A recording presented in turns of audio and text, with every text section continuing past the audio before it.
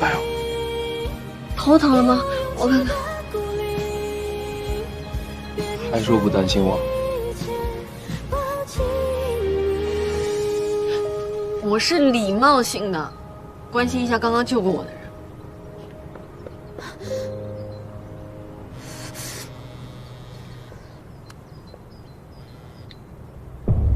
喂，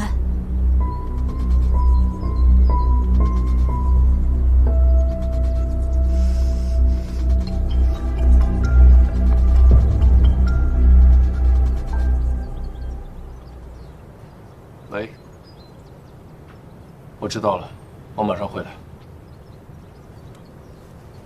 说是工作组的人到公司要了解具体情况，我得先回去一趟，我先送你。不用了，你先去忙吧。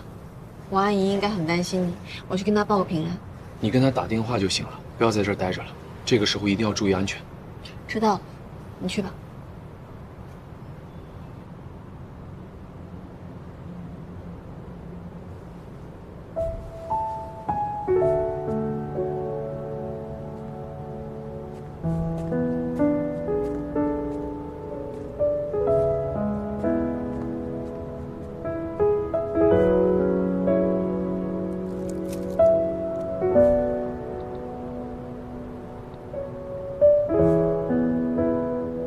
庆勋，我有事情找你帮忙。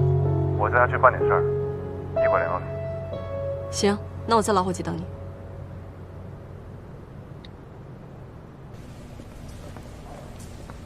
哥，你受伤了？没事，工作组的人呢？说是已经到办公室了。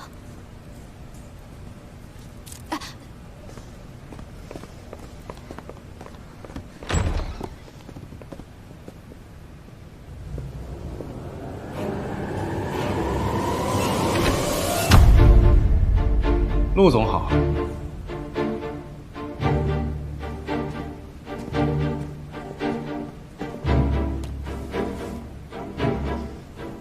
这是我的名片。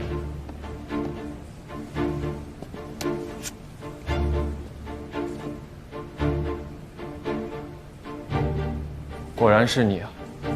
看来我不仅要应付的是一场商战，我还要打败一个黑暗骑士。区政府的领导非常重视品上在这次古巷改建项目上出现的问题，特地委托义华集团对贵司的工作进行合规审查。今后的审查工作将会交给我全权对接，希望你们积极配合。一定。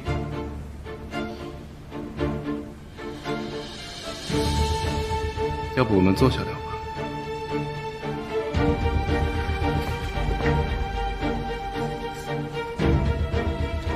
我这里整理了一些问题，请陆总一定要如实回答。我的判断将直接影响项目能否复工。还请秦总秉公执法，不要夹杂私人恩怨。一定。我了解过了，居民对于品上集团管理不周导致的项目停工意见很大。陆总会揪出具体负责人承担责任，平息怒火吗？这才是你来这儿的目的，不是为了解决问题，是为了加剧问题。这个项目的负责人是不然，之前的方案也是他提出来的。你还真是习惯性的把责任都往不然身上推。陆总，这就是你们的企业文化了。放心，品上有自己的担当，负责人的事情也不劳您费心。我听说设计师陈曼妮是杨幂挖来的。陆总，这是偏私啊！刚才还提醒我不要夹杂私人情感。陆总，这可是双标啊！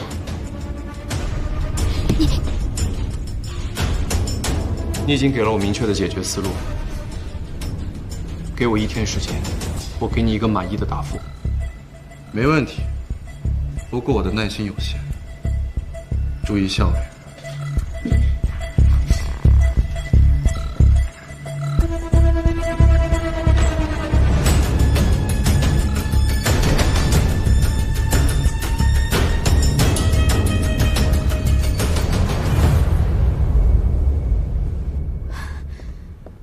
有这样一个同父异母的哥哥，他竟然为了不然加入了义华，还专门来针对我们。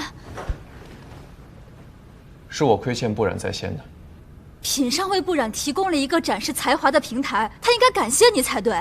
你知道，这不单纯因为工作。我跟他分手，是我对不起他在先。我们还是把心思放在怎么应付秦巡吧。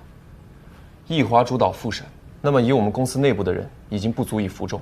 四期，要用最短的时间聘请国内最权威的专家，和我们一起复核项目设计和用料，要让最挑剔的人挑不出任何毛病。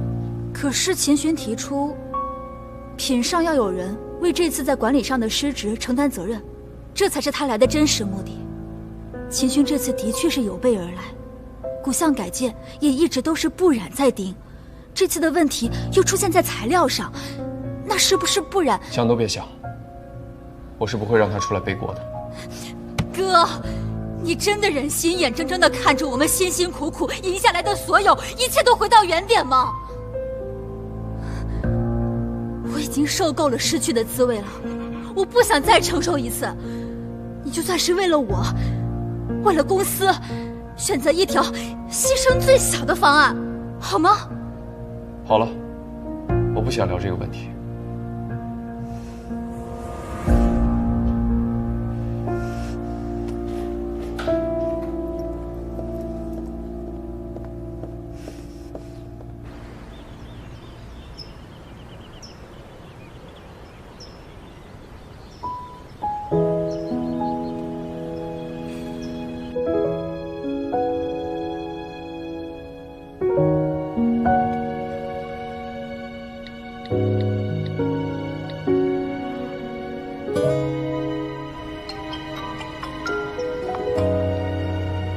你伤口怎么样了？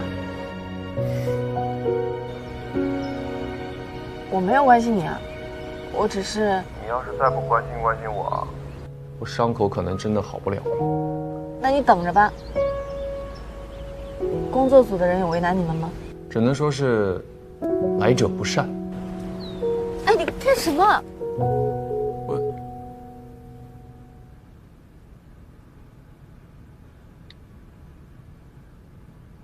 藕断丝连，害人害己。干什么？你今天怎么了？穿得人模人样的。我找到工作了。你跳槽了？不做老伙计了？我去了义华。你去义华？去义华做什么？陆思琪为了赢你无所不用其极，已经对你造成了伤害。陆岑阳又被兄妹之情裹挟，眼瞎不作为。我只好小小的教训了他们一番。就因为这个，你就联合义华让古巷改建项目停工了？恰恰相反，来之前，作为项目审查的主要负责人，我去见了陆岑阳，跟他商议了解决办法。你是商议办法还是雪上加霜啊？你知不知道你这样做会给陆岑阳会给品上造成多大的麻烦？他们麻烦多是他们的事情，我只知道，你是我的底线。那我现在很认真的告诉你，就算我和陆岑阳分手，那也只是我的事情，我不需要别人为了我的感情出头。如果你真的在乎我这个朋友，就请你马上停手。我已经上了冲撞品上的火车，在品上坍塌之前，火车只会加速。千雪，你疯了吧？不然，别再管品上，这些都是陆岑阳应得的。你到底怎么了？对了，你应该还不知道，其实我姓陆，是被陆明宇抛弃的亲儿子。所以，对于一个夺走了我一切的人来说，我难道就不能小小的惩罚他一下吗？你不是跟我说你从小在国外？你说你爸爸是一位建筑师，他就是……对。我爸当年一心扑在公司上面，任由我妈带我离开。后来我听说他跟义华合作失败跳楼，我那个时候看新闻，也是第一次看到你的照片。我明白了，当年在餐厅，你就是想接近我。可是我从来没有说要利用你的意思。我后来对你的一切也都是真心的。我知道，不管你为什么出现在我身边，不管为什么你要跟我做朋友，我都能接受。我不傻，这些年你对我的照顾，我能感受出来你不是在利用我。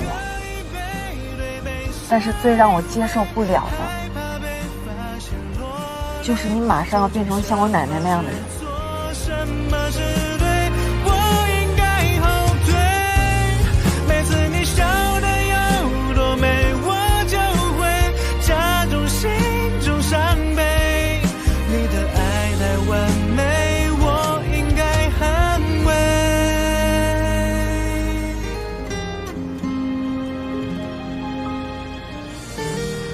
成交古巷改建因设计师不染使用违规建材，导致项目停工。据传，该设计师曾经异业，且通过非正常关系成为古巷改建负责人。大麻烦！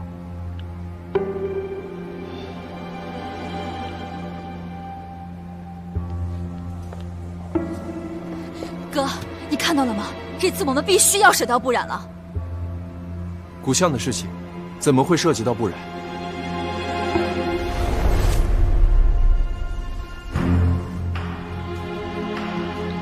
王记者，这次古巷材料出问题的罪魁祸首是不染。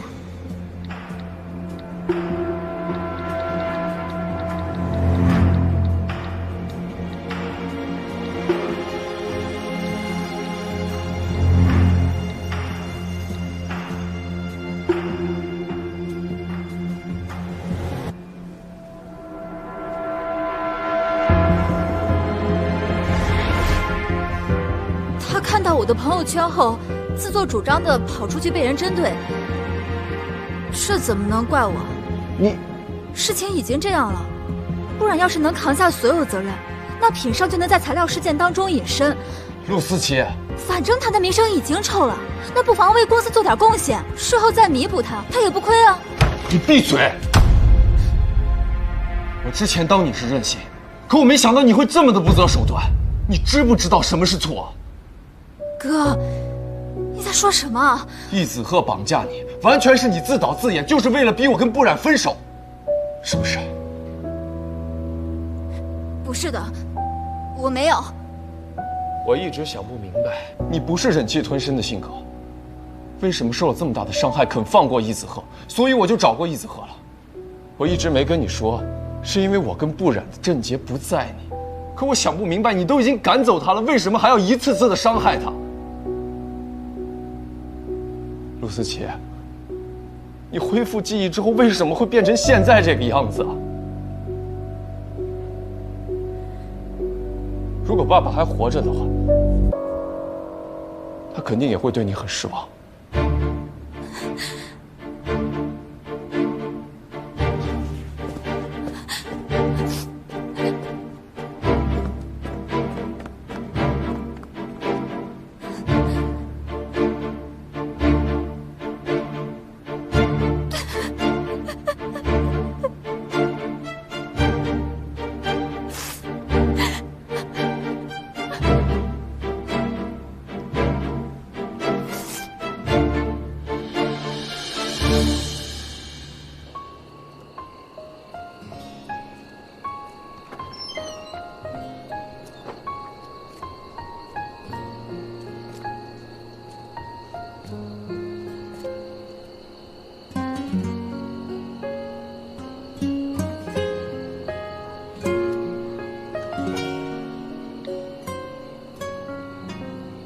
我们的回忆快要过期，时间给我们一个教训，越来越不敢确定我们的关系该叫做还是无交集的平行，好好透个气，让情绪暂停，有心领略那种缺席的际遇，想独自在一望无际敢放晴的晴天里，把心情清晰的感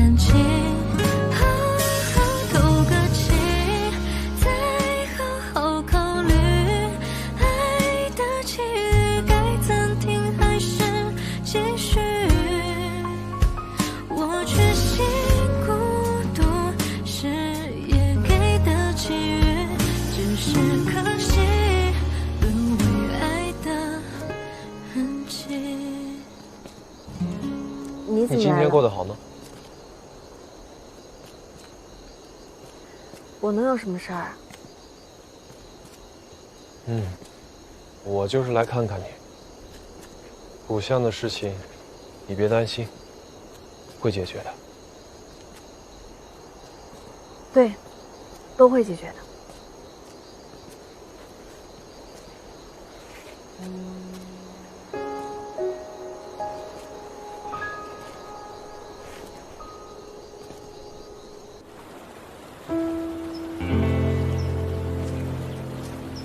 陆总不是该忙着处理古巷后续吗？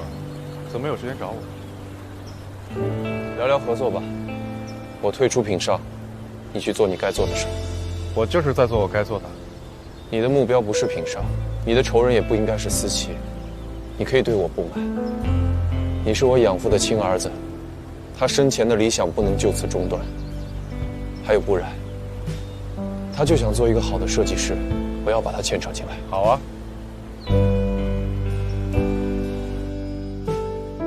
说吧，有什么事情能让布大设计师来找我？姚蜜，上次的事情我非常抱歉，当时我确实以为你说和易子鹤在一起是气话，没在意。但这个不是我这次来找你的原因。我知道古巷需要人负责，那我应该就是最合适的人选。网络上的新闻你应该也看到了，大家都认为这件事的根源在我推荐的建材上。既然这样，我觉得由你出面组织公关文，把所有的责任都推到我身上，这样古巷也有复工的希望，品上就能打破现在的局面。我听明白了，你是觉得这次你肯定逃脱不了，所以倒不如留我一个人情，对吧？建材的选取上我确实没有严格的审核，是我的失误，我愿意承担。好啊，我同意。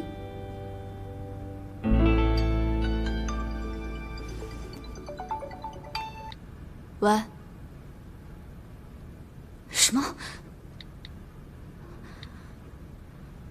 对不起，陆岑阳在品上的旅程要到终点了。古巷是我爸爸生活过的地方，我有很深厚的感情，但没想到在古巷的使用材料上出现了问题。这跟之前大家在网上声讨的设计师没有任何关系。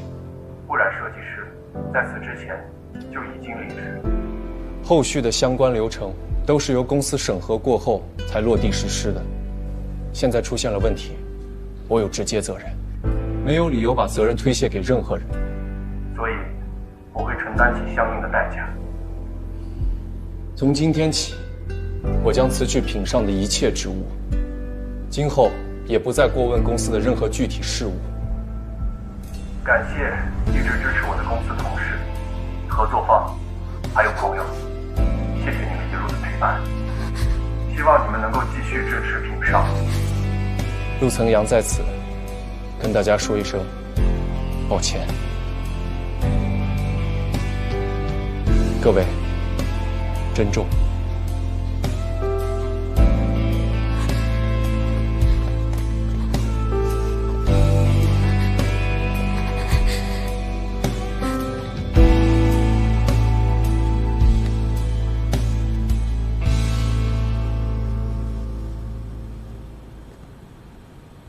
这下你满意了？关于品上在项目上出现的问题，我已经挑不出新的毛病，我会尽快提交给相关部门。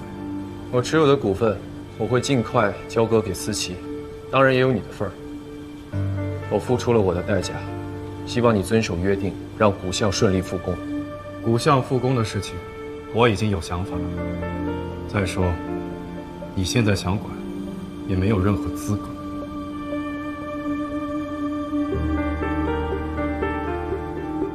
品上是爸爸留给你的，我从来都没有见过有什么在你心里比品上、比爸爸更重要的。今天，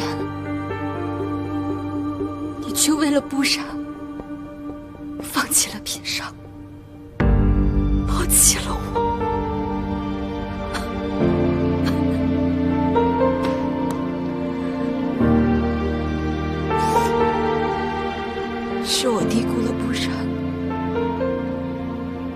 够了他在你心中的位置。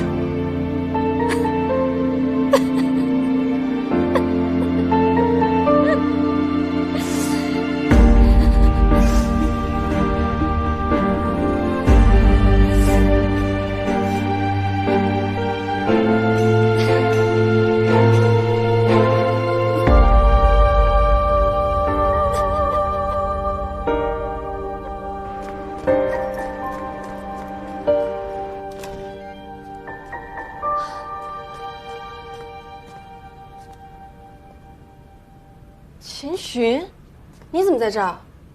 你来找陆层阳的吧？他已经走了。他辞职的事情又跟你有关？可以这么说。秦寻，上次我应该已经跟你说得很清楚了，我非常感谢你维护我、为我着想，但是我不开心。现在因为我陆层阳离开了品上，没有他的品上怎么办？古巷改建又要怎么办？算我求你停手好不好？可以啊，只要你答应做我女朋友，我什么都听你的。你别闹了，我很认真的。我也是认真的。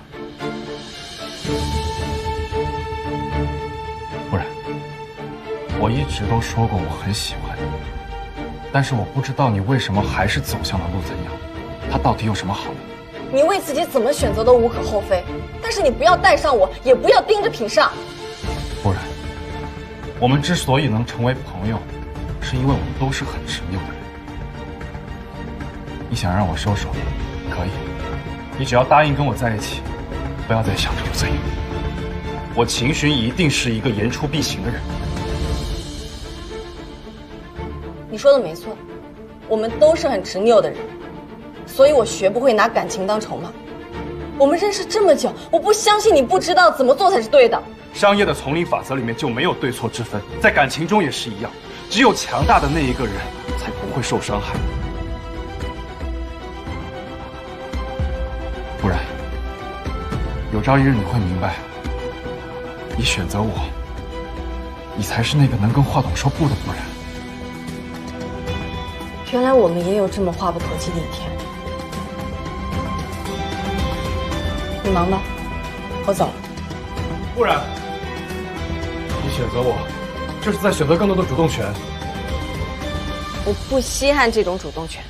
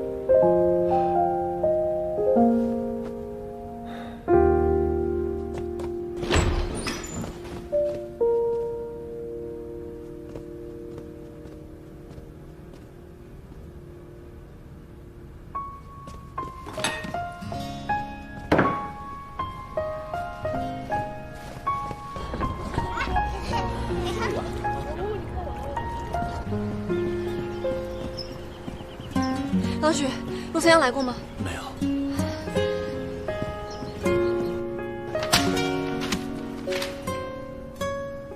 你们什么意思？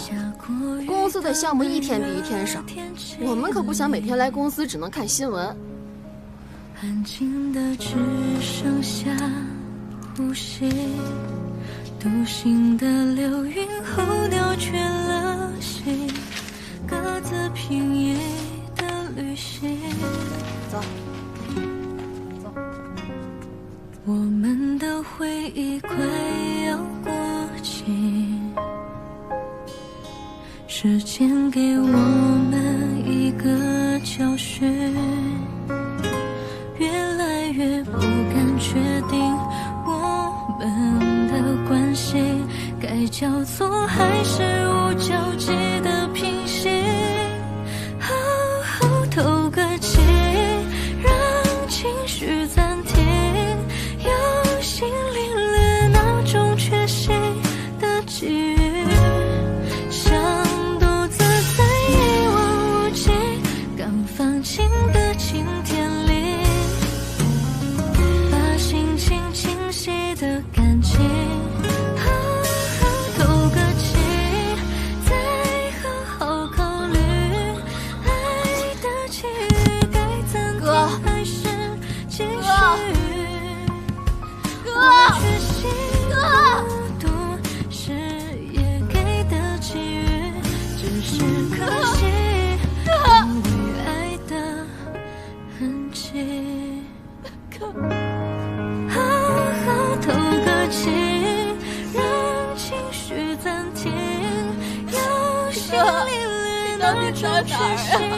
的机遇，地上没有你，我真的不行。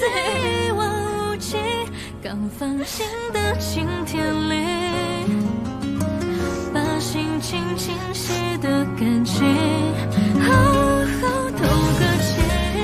知道我可能错了，只要他回来，我什么都可以不要。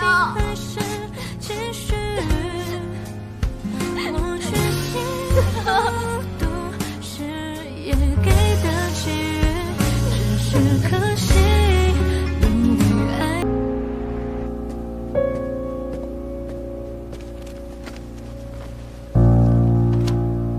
华董，这些都是品上过去的合作项目，请您过目。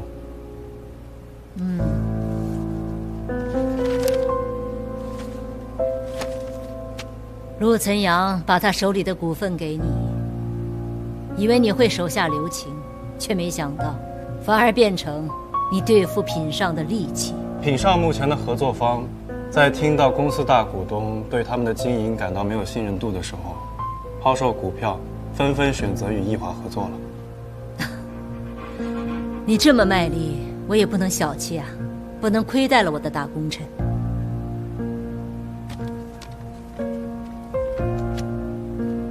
这份股权转让协议，上面的字，字字真金白银，含金量十足。本来是给我的大儿子准备的，我现在对他不抱有任何的期望。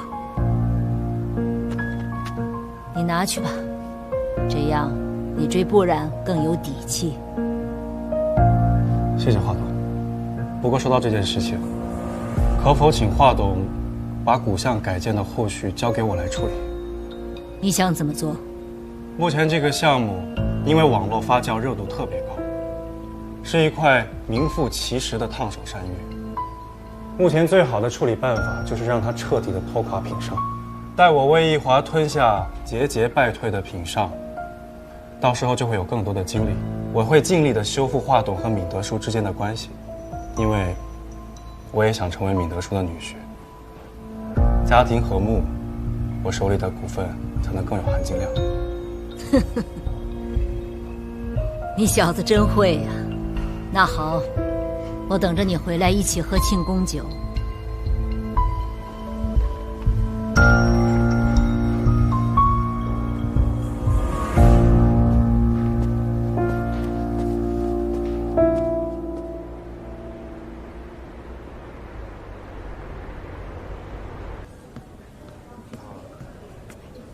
我的这位同学用中医的办法调节心脏活动，是很有一套的。被他救治好的病人不计其数，你放心好了。谢谢马医生的帮忙。不客气，这是陆总千叮咛万嘱咐过的。您最近见过陆慈阳吗？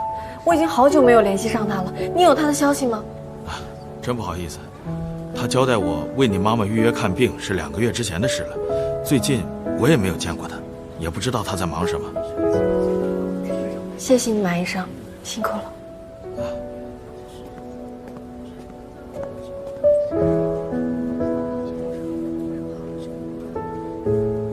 这个没有责任心、没有道德感、没有同理心的陆岑阳，把项目和妹妹丢下，自己跑出去玩消失。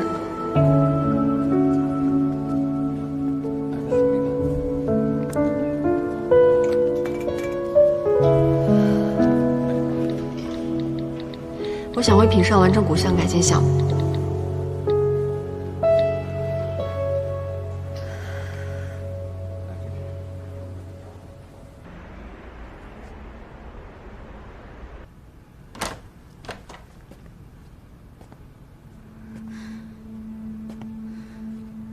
你来干什么？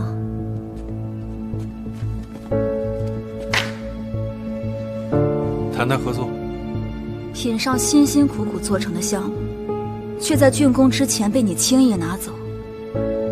我跟你这种人，没什么好谈的。格局打开啊，2家企业能够携手合作，造福社会，是桩美谈。妹妹何必这么计较个人得失？我没有你这样的哥哥。现在知道被人设计陷害、蛮横夺取是什么感觉了吗？请你离开。品上上个月有30%的客户选择转投易华，这个月有50%的合作项目或转投易华，或不再续约。再这么下去，你怎么对得起爸爸的在天之灵啊？你不配提爸爸。好，那我们就聊聊陆岑阳。他花了近3年的时间才让品上的市占率几近追平易华，在你手里差不多也就7周吧，输个精光。你做了陆岑阳3年的秘书，我相信你能力是有的，只是不巧，你遇上了我这样的对手。我不会因为你是妹妹就忍让着你。你如果想让品上这个品牌继续活下去的话，最好选择与易华合并，不然只能等待财产清算。你做梦！我是念及血缘，是唯一一个带着价来的买家。你如果错过了，品上最后的下场可能连陆氏都不如。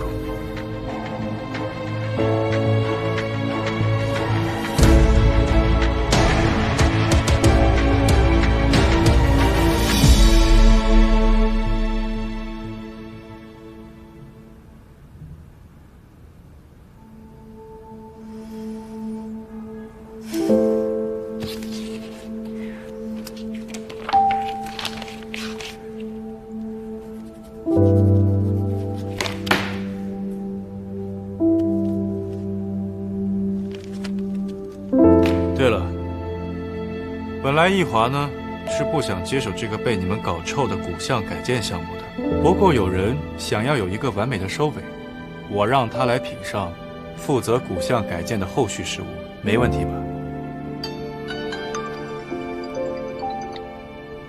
啊，到了吗？好。我不同意。你还有人吗？陆岑阳都消失多久了？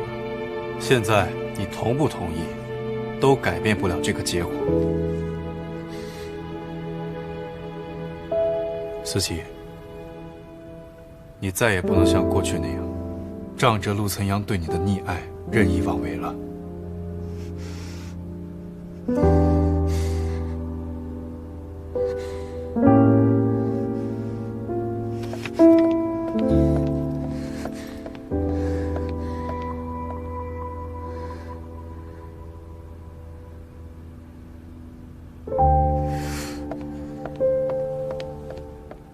好了，布大设计师，走吧，一起去看看你的新办公室。你让我在这儿办公？不行。你信不信？前脚我刚离开品上，后脚姚乐飞就把你调到保洁部扫厕所。让你坐这个位置是为了方便你推进古巷改建的时候没有阻碍，别想太多了。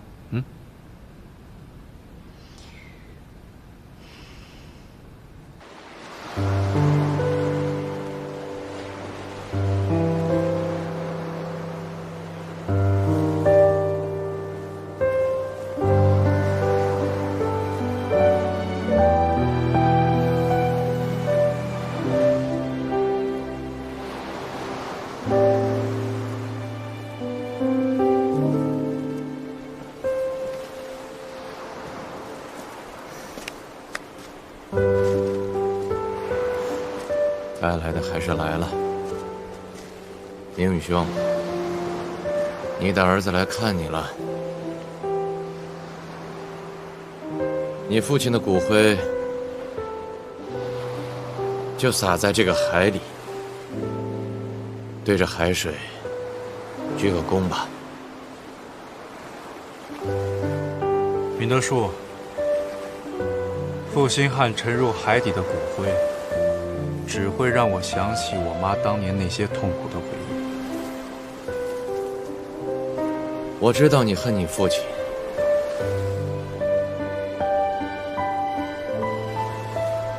但我更清楚你本性的善良。如果你真的跟你父亲计较，你早就利用小冉达到你复仇的目的了。可你从来没这么做。原来你都知道，明德树。秦勋，我想和你聊聊你父亲。我不想提他。我只是一说，你也只是随便听听。当初，你母亲在明宇兄破产的时候和他联系过，准备要把留给你的一切，用来帮助他渡过难关。你知道那个时候的房子不像现在这么贵，即便把你名下所有的房产都卖掉，也未必能挽回明宇兄的事业。但是你今后的保障就都没有了，所以明宇兄拒绝了。还有，你想过没有？你妈妈一个人在国外打拼，她又是个女人，能买得起那么多房子吗？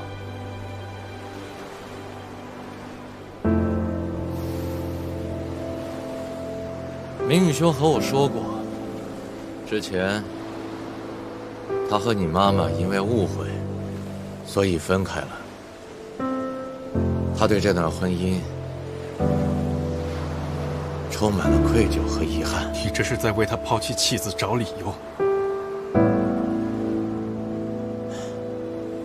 我只是告诉你我知道的事实而已。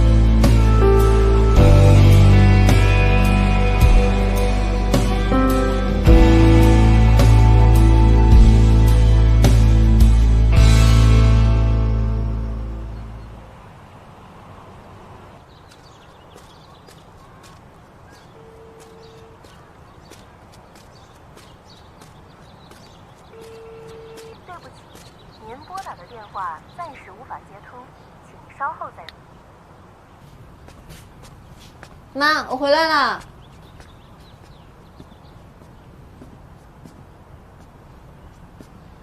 妈，我爸呢？我不是你妈。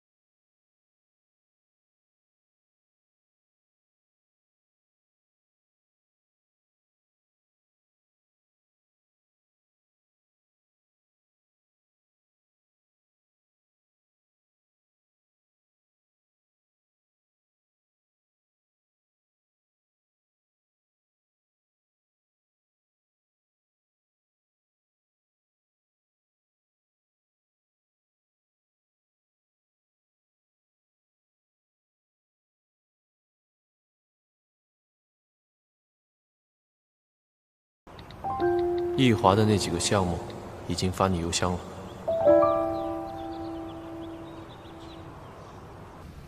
针对建材材料的调整，大家有什么好的想法，都说说看。这个是我们讨论很多次了。之前采用老木件的初衷，我们都赞同，但这种材料的确不好找，还容易出问题，所以我们想用新型材料。虽然外观上有瑕疵，但不会出错。你们都是这样想的？是，也只能这样。思琪，你怎么想？修旧如旧，是我哥的要求。我同意换掉老木件，但不能是新型材料，因为如果我哥在，他是绝对不会同意的。那对材料上你有什么想法吗？要是我有，那要你干什么呢？你不就是来解决这些问题的吗？行，今天先这样，都去忙吧。好，思琪留下。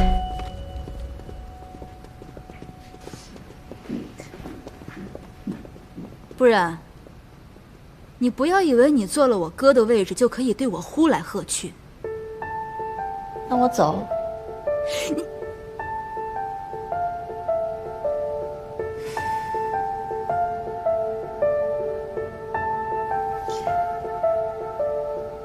思琪，我赞同你的坚持，但是组长的考虑也不无道理。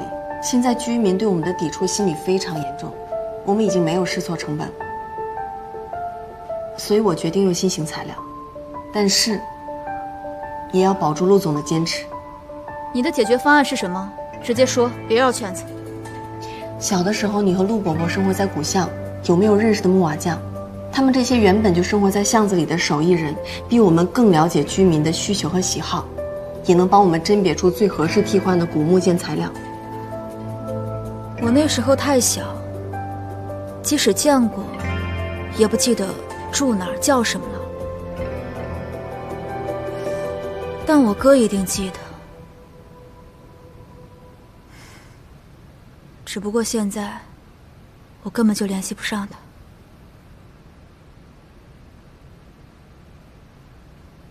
行，我知道了，你去忙吧。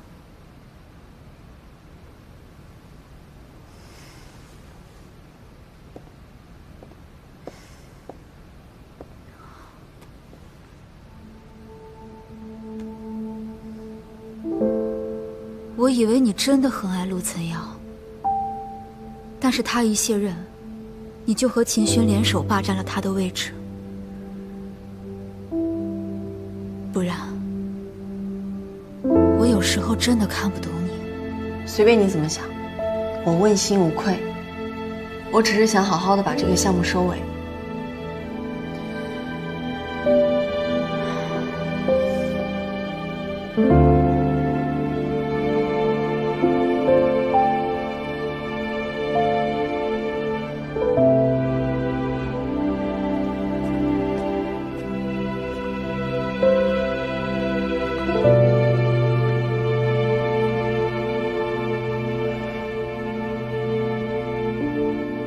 就知道这么晚没回家，在加班。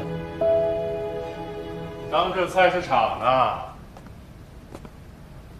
逛这儿来了。我想去哪就去哪，你管不着。私闯办公区域，性质可是很严重的。那你报警吧，报警把我抓起来。来啊，来啊！你们怎么一起来了？先吃点饭，我亲手做的。堂堂大总裁怎么沦落成厨子了？怎么收费的？要不要我订点员工餐，就当帮你拉业务了？你呀，不回家吃饭，我就只能来给你送饭。回家？陆岑阳，你……哎，不是你想的那样。陆岑阳，你真不要脸！对，我就是不要脸。我只要不然，来，尝尝。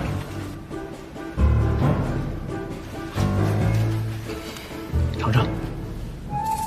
警务室吗？赶紧派人过来！现在有人私闯办公室。秦轩，你来真的是吧？不然呢？你现在还有3分钟。这样，你先回家，我忙完就回去。我再陪陪你吧。还有2分钟。那个，你记得吃啊。5、4，我在路口等你。3、2，记住。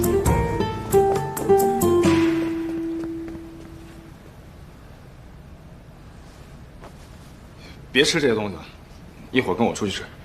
不用了，还有很多工作，一会儿凑合吃一点。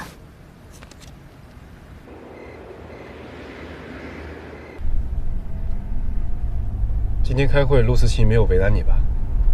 没有，我能感受到，他虽然嘴上还是很排斥我，其实心里很依赖我。那就好。这条路也太黑了，你晚上回来不安全。以后我每天送你回家。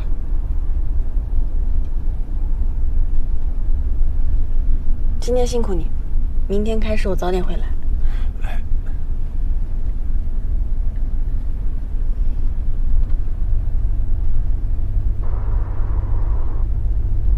这个木桩子天天在这站岗吗？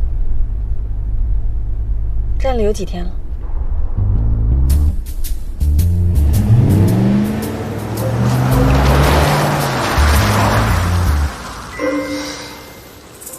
幼稚。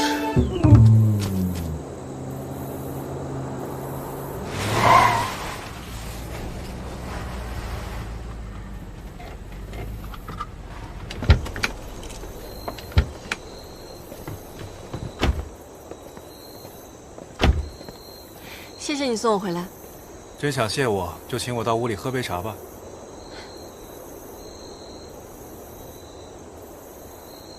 下次老伙计请你喝。够美。走了。路上小心点。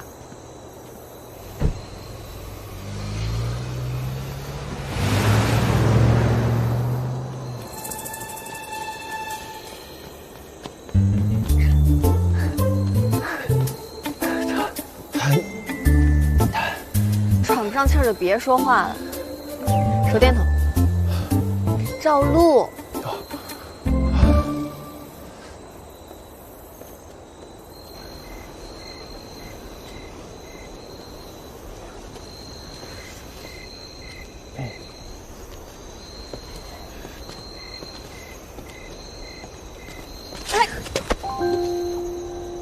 没事吧？路太黑了，没看清。是有点黑。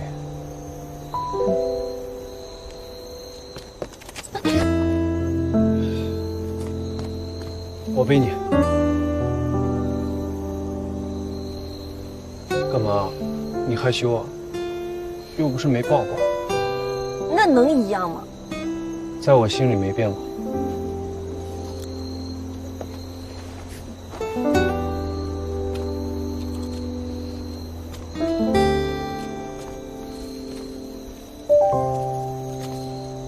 萤火虫。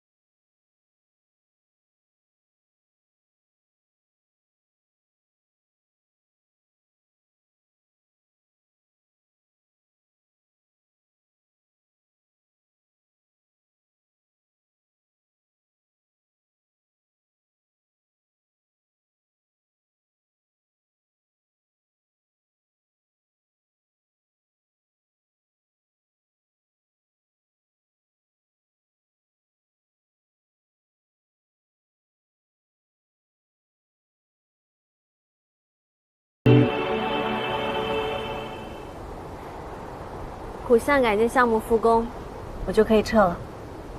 接下来就靠你了，思琪。你倒是想得开，做了那么多，都是为我做嫁衣。之前事情结果不明朗，不想多说，现在可以说了。我求秦寻让我回到品上，继续完成古巷改建项目，是想替岑阳和你守住品上。古巷改建由品上而起，导致了岑阳的离任，也让品上在行业内的口碑地位一落千丈。从什么地方跌倒，就要从什么地方爬起来，所以古巷改建必须要复工。当然了，我这么做也不全是为了你们和品上，因为岑阳当初把这个项目交给我，如果我现在放任不管，它就会像一根刺一样一直立在那，无论什么时候想起来，心里都会充满了愧疚和遗憾。我要守住自己的职业初心，还有岑阳的信任。其实你来品上的时候，我就很喜欢你的设计理念，只是在之后的时间里，有太多的东西涌了进来，让我迷失了对你的判断，嫉妒和仇恨占满了我的内心。我能理解。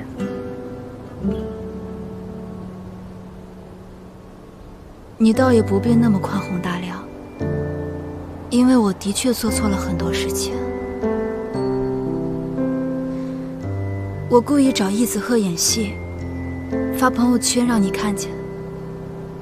我本以为这些能把你逼走，却没想到逼走了我哥，让他失去了一切。在他辞任后消失的这段时间里，我想了很多，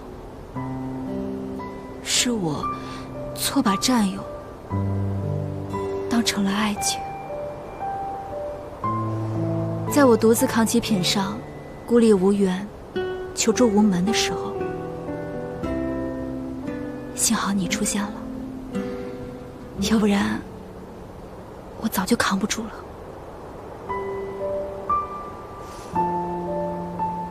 在这段时间里，我的亲哥秦寻对我下手毫不留情。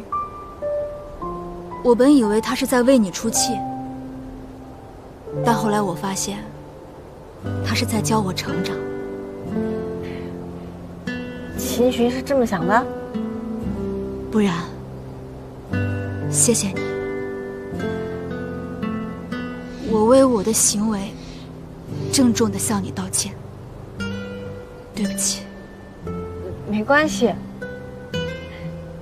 谁让你是我的小姑子呢？你真跟秦寻在一起了？不是，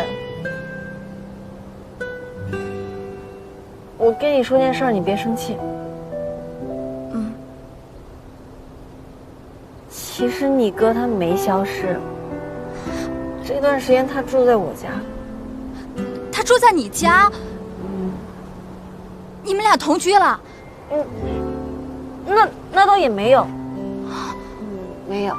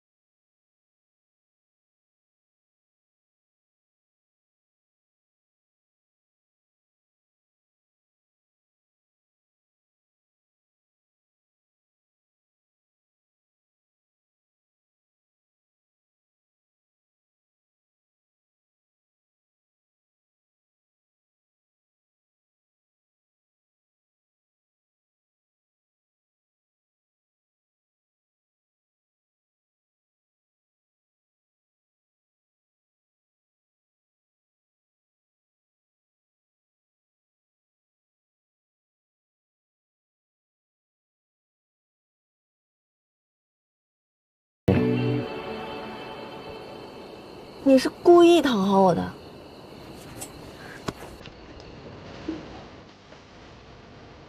放开！我不是讨好，我是想要道歉。之前思琛消失让你担心了，我以前总是站在自己的角度考虑问题，忽略了你的感受。现在，我想。